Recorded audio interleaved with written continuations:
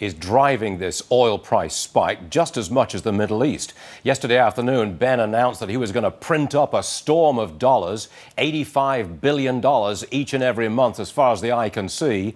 That lowers the value of the dollar, and when you do that, things that are priced in dollars, like oil, go straight up. The news this morning, Martha, is that oil has reached $100 a barrel, gas is closing in on $4 a gallon, and we've got a blip up in the inflation rate.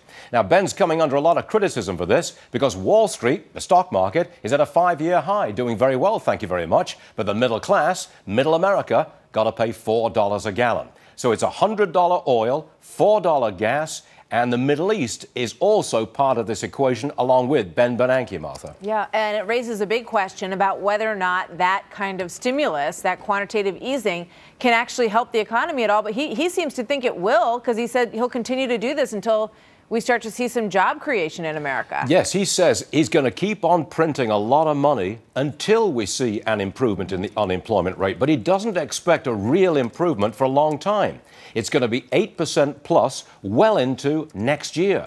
Meanwhile, he's printing $85 billion a month and maybe more next year if the unemployment rate doesn't come down quickly.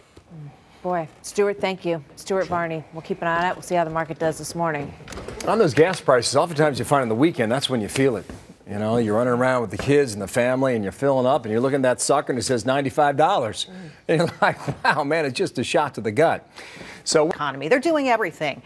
They're buying $40 billion worth of bonds this month, every month until the situation gets better. They're going to keep rates low through 2015. This was everything they could do. I was surprised. So what does that say about what's behind the curtain? And what does it say about the strength of our economy? I think it says the economy is weak and not getting better, and that the Fed sees no good news on the horizon. We've had unemployment above 8% for more than 40 months in a row. The Fed's trying to do what it can. The question is, does it have the right tools to do that? It's an open question.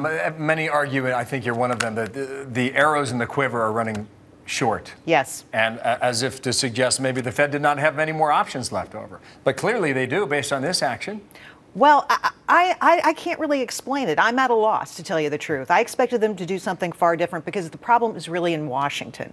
It's the policy that Congress is pursuing that's really keeping people from spending in this economy. Are you going to talk